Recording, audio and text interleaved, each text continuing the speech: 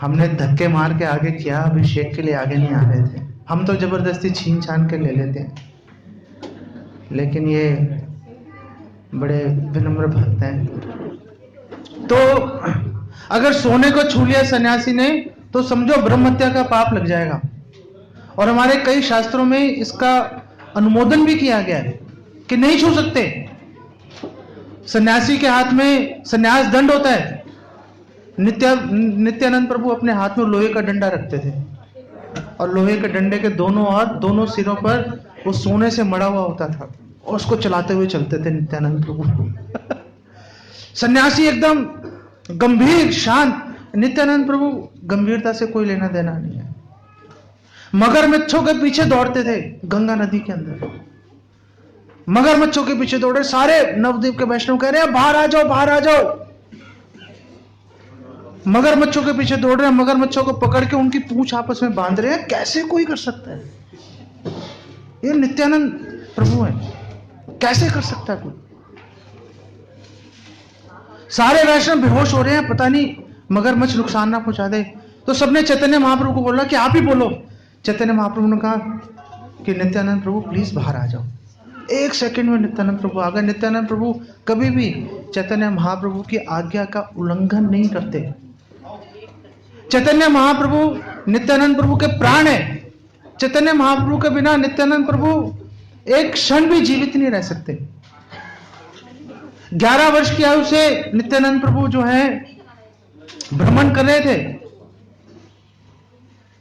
पूरे भारतवर्ष का तीर्थ यात्रा कर रहे थे और हर जगह जाके कृष्ण को ढूंढ रहे थे।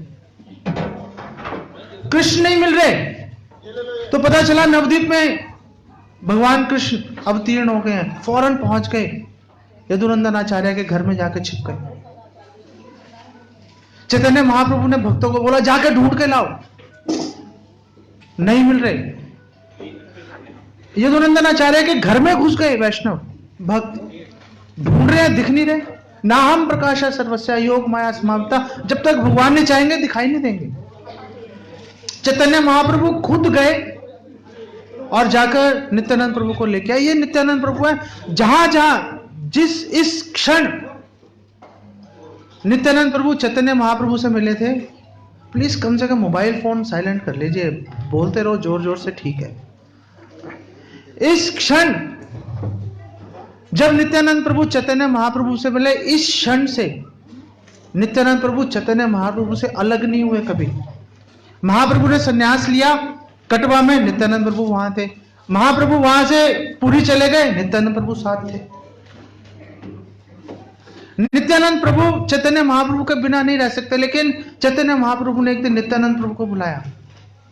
उन्होंने बोला देखो प्रभु, चलो यहां तो भगवान की दया से प्रचार हो रहा है, बंगाल में प्रचार नहीं हो रहा, आप प्लीज वहां चले जाओ।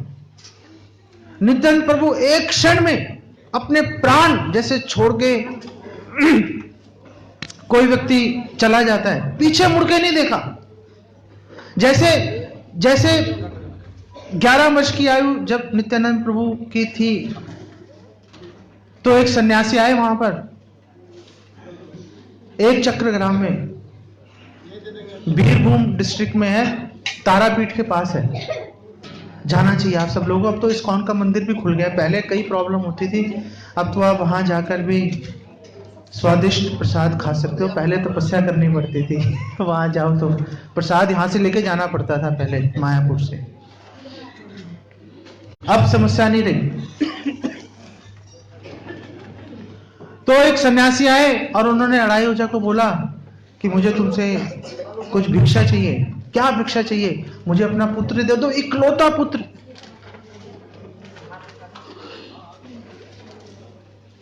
अढ़ाई ओझा ने कहा मेरे प्राण ले लो, इसको छोड़ दो।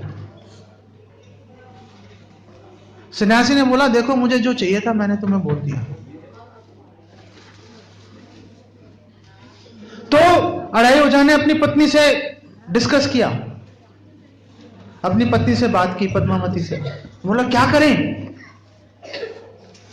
वो भी इतनी बड़ी वैष्णव, इतनी बड़ी भक्त है कि मतलब कहा नहीं जा सकता। और पद्मावती ने बोला कि देखो भगवान राम को भी तो मांगने आए थे विश्वामित्र। क्या उन्होंने दशरथ जी ने अपने प्राण निकाल कर नहीं दे दिए थे कि ले जाओ आप मेरे प्राण स्वरूप श्री राम को? तो हमारा भी यही कर्तव्य है, दे दें। हमारी तरह नहीं चिपका के रखा हुआ है बच्चों को। कोई, मैंने देखा है, कोई आर्थिक दृष्टि से बहुत अमीर व्यक्ति हो, चलो एक बार समझ में आती है, जो आर्थिक दृष्टि से संपन्न नहीं है वो भी बच्चों को चिपका के रखते हैं। मैंने एक दूसरे पूछा, अरे भाई इसको आप डालते क्यों नहीं गुरुकुल में? वहां जाएगा, इसको हजारों लोग प्रणाम करेंगे, इसको यहां पे गली मोहल्ले में दुनिया भर की गालियां खा रहा है, इसको गुरुकुल में डाल दो। नहीं डालेंगे, बिगड़ जाएगा, बिगड़ जाने दो। अरे कैसे मां बाप हो आप? कैसे मां बाप हो? नहीं डालते लोग, चिपका के रखेंगे। अरे मिला कैसे आपको? मिला भगवान की दया से मिला, अपनी संपत्ति मान के चोरी का व्यवहार करना शुरू कर देते हैं। यत् किंच जगत्याम जगत। अरे सोच तो लो किसकी संपत्ति है। उन्होंने नहीं विचार किया, उन्होंने बोला नहीं, अगर उन्होंने मांगा सन्यासी ने दे दो। 11 वर्ष की आयु में नित्यानंद प्रभु वो सन्यासी के साथ चल दिए, पीछे मुड़ के नहीं देखा उन्होंने अपने माता पिता को। अड़ाई ओझा और पद्मावती ने अपने पुत्र को जाने तो दिया, उसी जगह पर जहां उन्होंने हाथ पकड़ाया था सन्यासी को, वहीं पर 3 महीने खड़े रहे भूखे प्यासे, वहीं पर प्राण त्याग दिए, वहीं पे प्राण त्याग दिए। लेकिन नित्यानंद प्रभु ने पीछे मुड़ के नहीं देखा। 22 साल भ्रमण करते रहे, 22 साल। ये नित्यानंद प्रभु है। तो जब चैतन्य महाप्रभु ने नित्यानंद प्रभु को बोला आप प्लीज बंगाल में जाके प्रचार करो, फौरन नित्यानंद प्रभु चले गए। सोने के आभूषण और जो है तांबूल चर्वन करते थे, वो एकदम उनके जैसे अनार के दाने जैसे उनके दांत इतने सुंदर लगते थे और एकदम मतवाली चाल चलते थे। चैतन्य महाप्रभु से अगर कोई टक्कर ले सकता था, और ली अगर किसी ने टक्कर, तो वो नित्यानंद प्रभु ने ली। चैतन्य महाप्रभु चल रहे हैं पुरी की ओर, पहली दफा अलारनाथ पहुंच गए और चैतन्य महाप्रभु ने अपना संन्यास दंड पकड़ाया। बिल्कुल पूरे होशो आवास के अंदर, पूरी चेतना के अंदर उन्होंने अपना संन्यास दंड पकड़ा दिया नित्यानंद प्रभु को। ओ ये क्या कर दिया उनको पकड़ा दिया बिल्ली को रखवाली पे लगा दिया मक्खन की, वो तो खाई जाएगी। उनको पकड़ाया और चैतन्य महाप्रभु स्नान करने के लिए चले गए नदी में। नित्यानंद प्रभु ने वो डंडा लिया, तोड़ के 3 टुकड़े करके फेंक दिया उसको। चैतन्य महाप्रभु आए, चैतन्य महाप्रभु ने कहा वो डंडा कहाँ है भाई मेरा नित्यानंद प्रभु ने कहा कौन सा डंडा अरे वो डंडा भाई, जो वो सन्यास वाला डंडा नहीं होता वो वाला, वो कहाँ है? और नित्यानंद प्रभु ने कहा आपको कुछ होश है? आपको आप हमेशा तो कीर्तन शुरू होता है आप बेहोश हो जाते हो, आप इतनी ऊपर ऊपर छलांग मारते हो, जमीन पे गिरते हो, हम डरते रहते हैं जमीन फट ना जाए। वो कीर्तन शुरू हुआ, आपने एक छलांग मारी, वो डंडे के ऊपर गिरे, डंडा टूट गया, हमने फेंक दिया ये बात चैतन्य महाप्रभु को, नित्यानंद प्रभु के अलावा कोई माई का लाल बोल ही नहीं सकता। चैतन्य महाप्रभु सन्यास के बाद जाना चाह रहे हैं वृंदावन, और नित्यानंद प्रभु उनको ले गए शांतिपुर। उल्टा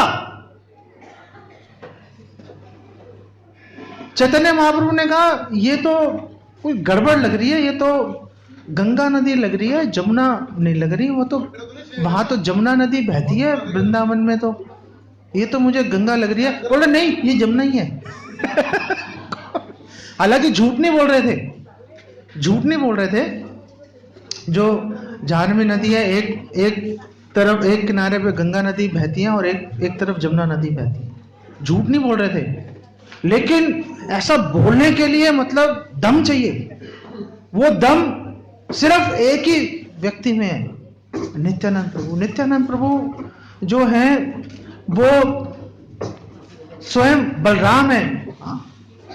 ब्रजेंद्र नंदन जय शचि सुत हईलो सही, बलराम हईलन ताई, दीनहीन जत छिलो हरि नाम उधारी लो, तार साक्षी जगाई मधाई। जगाई मधाई जैसे दीनहीनों का उद्धार करने के लिए दोनों भाई वापस आ गए कलयुग के अंदर। दोनों भाई वापस आ गए। जब जय विजय को पता चला कि कृष्ण बलराम दोबारा से अवतरित हो रहे हैं कलयुग में, उनकी सजा पूरी हो चुकी थी। सजा पूरी हो गई। शिशुपाल दंतवक्र में आखिरी उनका अवतार था, आखिरी बार जन्म लिया था आसुरी प्रवृत्ति के साथ। जैसे पता चला उन्होंने बोला नहीं, 3 आपकी वजह तरफ से, 1 हमारी तरफ से, दोबारा आएंगे। जगाई मधाई के रूप में आ गए वापस। जय विजय। चैतन्य महाप्रभु नित्यानंद प्रभु की लीला में भाग लेने के लिए, तो ये नित्यानंद प्रभु है। तो नवद्वीप में एक ब्राह्मण थे, बहुत ही पुण्यशाली ब्राह्मण। अगर पुण्यशाली नहीं होंगे कभी चैतन्य महाप्रभु नित्यानंद प्रभु के सामने नहीं जा सकते। उन्होंने नित्यानंद प्रभु के व्यवहार को देखा। नित्यानंद प्रभु बिल्कुल अवधूत की तरह व्यवहार करते थे। कई बार तो पूरे वस्त्र अपने उतार के फेंक देते थे, दिगंबर अवस्था में, कि दिशाओं को ओढ़ के रखा हुआ है, ऐसी अवस्था में नित्यानंद प्रभु चलते थे। श्रीवास ठाकुर की पत्नी मालिनी देवी 90 वर्ष की आयु है। उनकी गोदी में बैठे नित्यानंद प्रभु, उनके स्तनों में दूध आ गया। यह नित्यानंद प्रभु का प्रभाव है। तो वो जो वैष्णव है, वो जो ब्राह्मण था, बहुत ही पुण्यशाली था। नित्यानंद प्रभु को देख के उसके मन में संशय आ गया कि आखिर ऐसा कैसे है कि बहुत गंभीर व्यवहार करना चाहिए, बहुत गंभीर व्यवहार करना चाहिए, लेकिन नित्यानंद प्रभु तो जो है किसी को छोड़ते नहीं है, मगरमच्छों के पीछे दौड़ रहे हैं, सोने के आभूषण डाल रहे हैं, तांबुल खा रहे हैं, कुछ भी कर रहे हैं बेसिकली। तो चैतन्य महाप्रभु ने उनको पूरे 50 श्लोक सुना दिए नित्यानंद प्रभु की महिमा सुनाने के लिए। और ये चैतन्य भागवत की अंत्य लीला में वर्णित है, अगर दम हो तो पढ़ लेना। और चैतन्य महाप्रभु ने कहा, देखो पहली बात यह है, चैतन्य महाप्रभु ने उनको बोला, पहली बात यह है कि जो सक्षम है उसको दोष नहीं लगता। जो सक्षम है उसको दोष नहीं लगता। जो सक्षम है, जिसमें ताकत है, वो कुछ भी कर सकता है, उसको दोष नहीं लगता। जैसे शिव जी ने विष पी लिया, अपने कंठ में रख लिया, नीलकंठ बन गए, उनको कुछ फर्क नहीं पड़ा। लेकिन अगर कोई साधारण व्यक्ति विष पिएगा, मर जाए।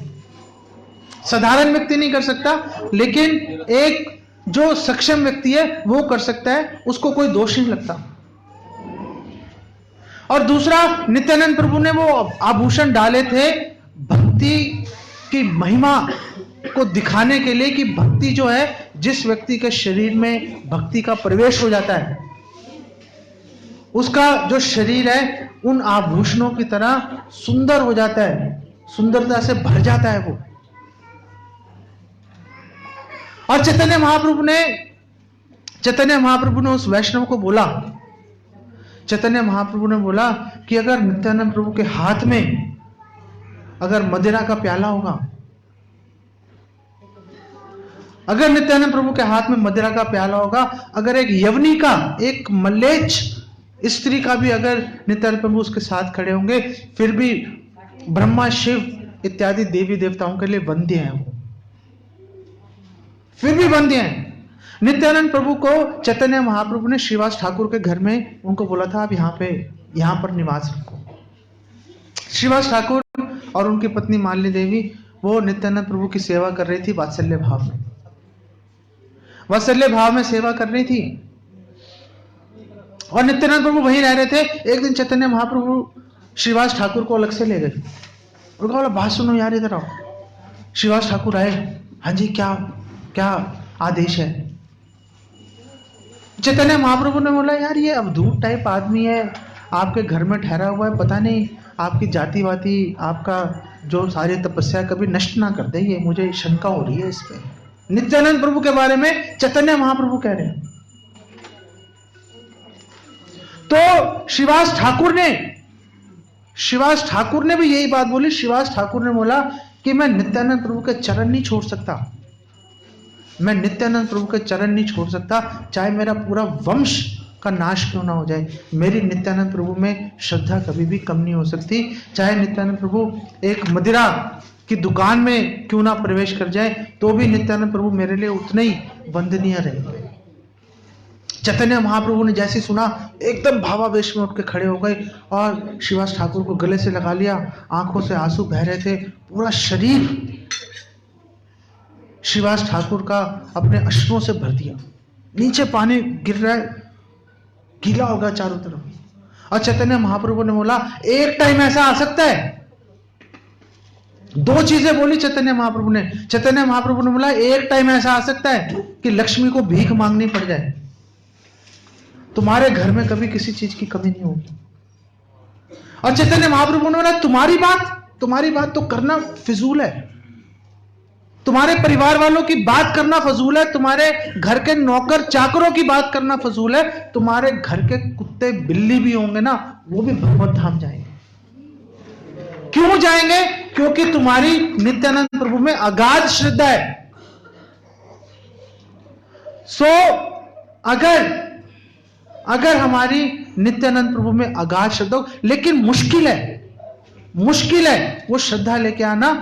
नित्यानंद प्रभु को छोड़ो, चैतन्य महाप्रभु ने इतना आदर्श व्यवहार कर रहे थे, फिर भी लोगों को कंफ्यूजन हो जाती थी। चैतन्य महाप्रभु नृत्य कर रहे हैं रथ यात्रा के सामने, नृत्य कर रहे हैं, उनके मुंह से जो है थूक निकल रही है, नाक से पानी निकल रहा है, सारा शरीर धूल से जो है लथपथ है, वस्त्रों का कुछ ठिकाना नहीं है। ऐसी अवस्था में जब महाराज प्रताप रुद्र ने उनको देखा, उनके मन में शंका आ गई। जब नृत्य देख रहे थे तो बहुत खुश थे, जब घर आए अपने महल में मन में शंका आई, ये क्या हो रहा है, आखिर ऐसा कैसे हो रहा है। तो जब सोए तो भगवान जगन्नाथ स्वयं उनके स्वप्न में आए और जगन्नाथ के जो है जो नासिका से उनके पानी निकल रहा था, मुंह से थूक निकल रही थी, पूरा शरीर में भगवान जगन्नाथ के धूल लगी हुई थी। जब महाराज प्रताप रुद्र ने यह दृश्य देखा, महाराज प्रताप रुद्र एकदम अचंभित हो गए। तब महाराज प्रताप रुद्र को समझ में आया कि भगवान जगन्नाथ और चैतन्य महाप्रभु वो एक ही हैं, अभिन्न है। कंफ्यूजन हो जाती है, इतने दयालु हैं और इतने मुक्त हस्त से बांट रहे हैं, इतने सिंपल है कि लोगों को कंफ्यूजन हो जाती है। तो जब चैतन्य महाप्रभु के बारे में लोगों को भ्रम हो रहा है, जब चैतन्य महाप्रभु के बारे में भ्रम हो रहा है, तो नित्यानंद प्रभु को समझना अगर कोई सोचे कि बहुत आसान है, ऐसा नहीं है। जब आप नित्यानंद प्रभु की लीलाएं पढ़ोगे, जो मुख्य रूप से चैतन्य भागवत में और बाद में जो है कृष्णदास कविराज गोस्वामी ने चैतन्य चरितामृत में भी उनका वर्णन किया। चैतन्य मंगल में लोचनदास ठाकुर भी बोल रहे हैं चैतन्य मंगल के। सो ये जो नित्यानंद प्रभु है, नित्यानंद प्रभु की दया से चैतन्य महाप्रभु मिलेंगे। रघुनाथ दास गोस्वामी, आखिरी बात आपको बता रहा हूं, आज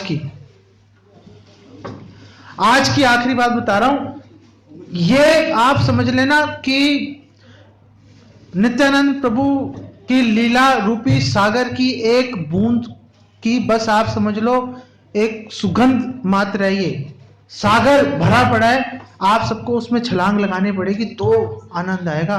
ये तो आपकी प्यास बढ़ाने के लिए आपको बता रहा हूं कि आपकी प्यास किसी तरह से बढ़ जाए।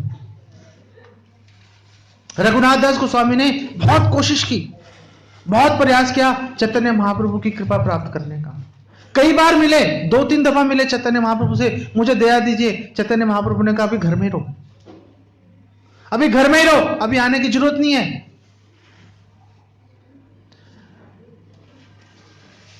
पता चला रघुनाथ दास गोस्वामी को कि नित्यानंद प्रभु आए हुए हैं पानी हाटी में, और नित्यानंद पानी हाटी में रहे नित्यानंद प्रभु।